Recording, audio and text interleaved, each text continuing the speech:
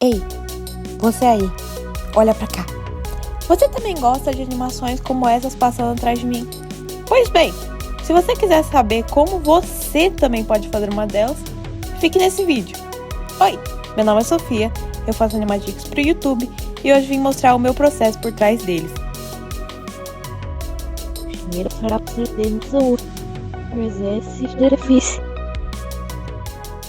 Para quem não sabe, Animatics são vídeos animados de forma mais simples possível, mas ainda conseguindo contar uma história de forma legível e acessível.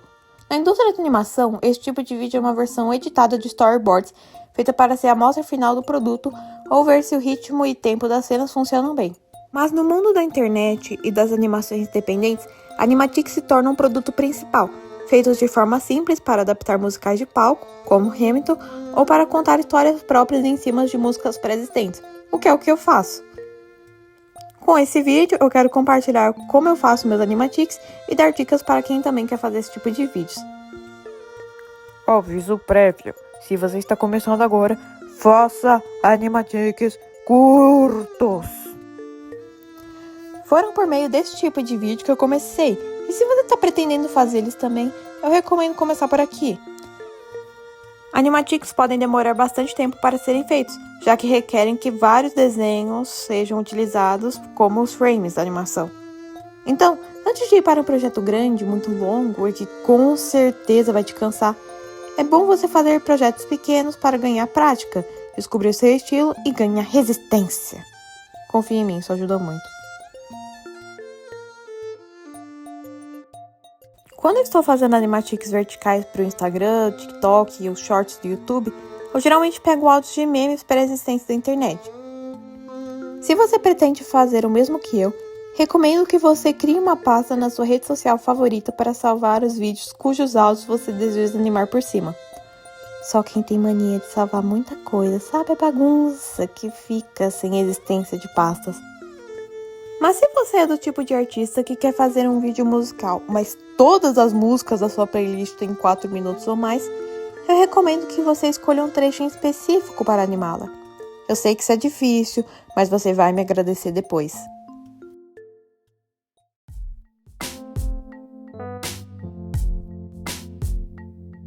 Thumbnails são rascunhos bem porcos dos momentos chaves do seu vídeo. Eles são muito importantes, principalmente se você está fazendo vídeos longos, para conseguir visualizar toda a sua obra antes de iniciá-la.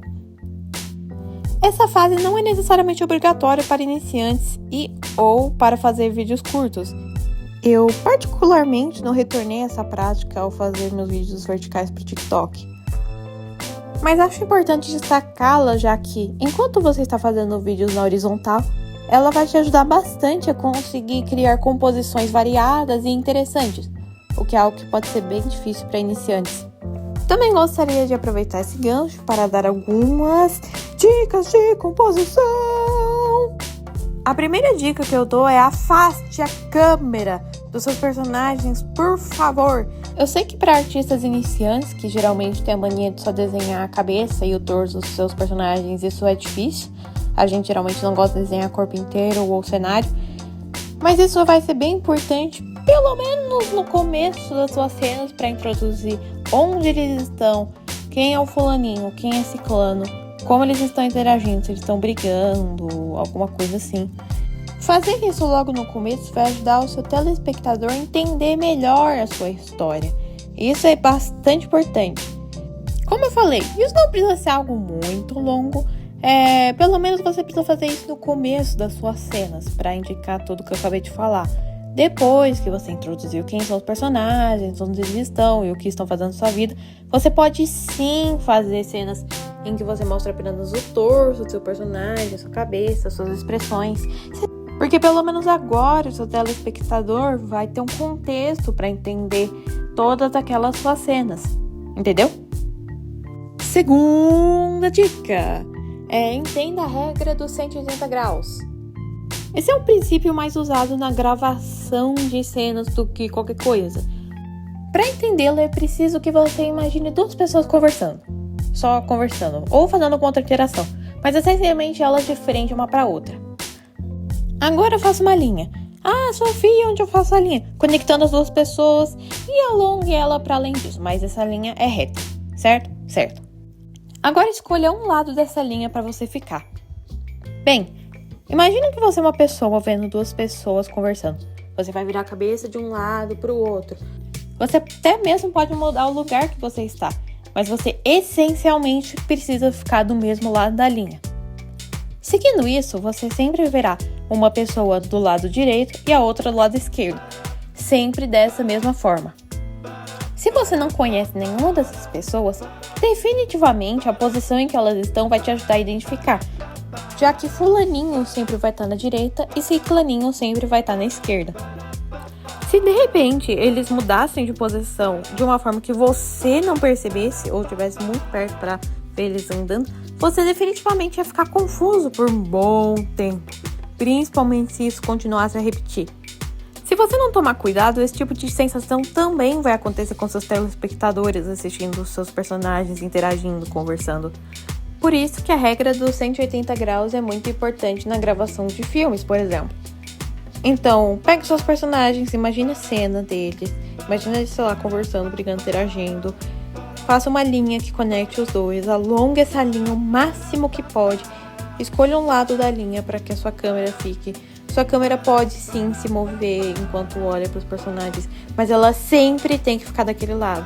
Porque se ela trocar para outro lado, seus telespectadores vão pensar que seus personagens se transportaram. E isso vai ser horrível, porque eles vão ficar completamente confusos. Você até pode usar essa confusão a seu favor, mas se você é um iniciante, bem, é melhor você seguir a regra dos 180 graus mesmo. Ela ajuda muito. Terceira e última dica. Use o plongé e o contra-plongé para indicar a dinâmica de poder entre os seus personagens.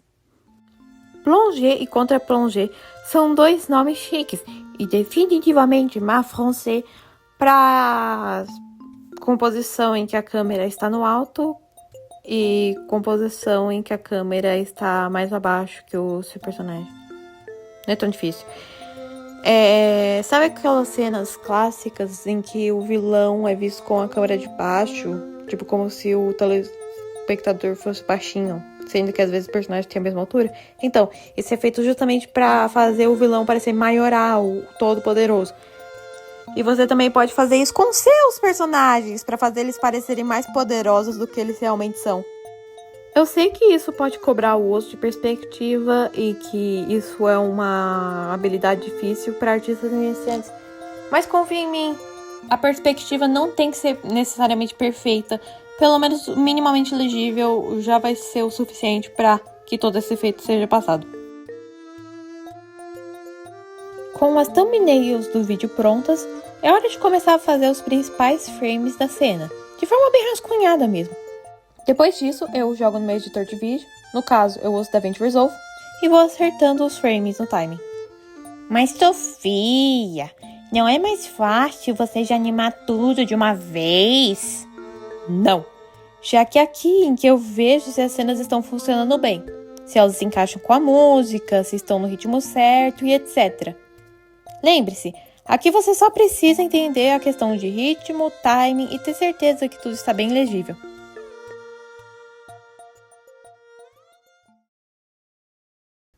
Mas Sofia, não é mais fácil você ir direto ao ponto e começar a colorir tudo de uma vez? Não. Tá bom, essa parte, em 75% do tempo, começa como uma limpeza normal. Mas dificilmente esses primeiros desenhos limpos entram para a versão final. Isso acontece por diversos fatores. Às vezes não entendo direito o estilo que eu gostaria que a cena tivesse, então eu percebo que eu fiz uma limpeza que simplesmente não funciona, ou a cena em si, com a sua composição, cortes, etc., não tá boa o suficiente. Às vezes nem a limpeza tá boa, então eu refaço tudo. Agora, mesmo sendo uma parte que você busque fazer tudo ficar mais bonito e legível, é importante você se permitir cometer alguns desvios para que depois, quando tudo estiver nos trinks, aí a gente começa a limpeza de fato. Bem, assim, eu não vou mentir que grande parte dos motivos que essa parte demora é por causa de mim. Primeiramente, eu sou um pouco preguiçosa e nem sempre eu limpo meus animatics todo dia, mesmo com o tempo. E segundo, E às vezes eu decido deixar as coisas um pouco mais fluídas e detalhadas demais. Aí começo a desenhar muito e me ferro. Só para vocês terem uma noção do tanto de frames que não são planejados, aqui tem um print da página de I Need Her to Be Mine no Notion. Sim, eu faço uma listinha com meus arquivos de desenho para não surtar de vez.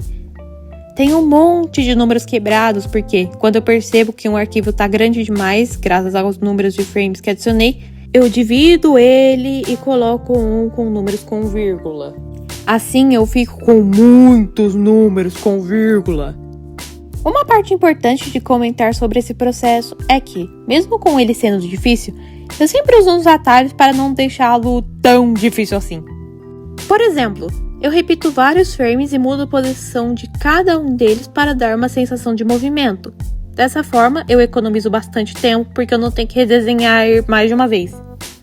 Nesse mesmo princípio, eu também crio várias cópias que são esticadas ou amassadas, para exagerar os movimentos e aplicar o princípio de overshooting, ou overshotting, se eu quiser pronunciar o inglês mais certinho.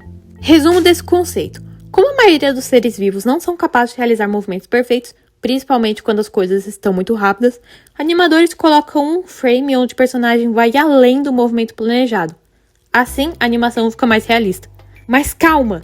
Se você é o tipo de pessoa que está vendo esse vídeo e apenas está começando a fazer animatics, eu quero te dar uma nota de alívio. Porque 70% dos detalhes que eu falei, que eu uso nos meus animatics, como cores e movimentos fluidos, não são necessários para seus primeiros vídeos. E se eu estivesse no seu lugar, assim como já estive, eu não colocaria metade disso de novo. O princípio mais básico de um animatic é ser legível e contar uma história. É claro que os detalhes que eu falei, que eu adiciono, ajudam nesses aspectos.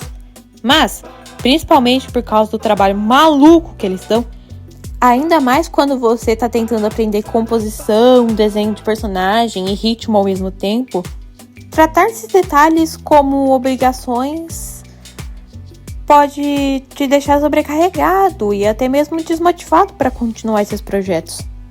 Então, pelo amor de Deus, não faça em hipótese alguma seu primeiro animatic cheio de cores, efeitos, papapá, sem nem saber como fazer uma composição ou contar uma boa história. Já vou logo adiantando. De nada.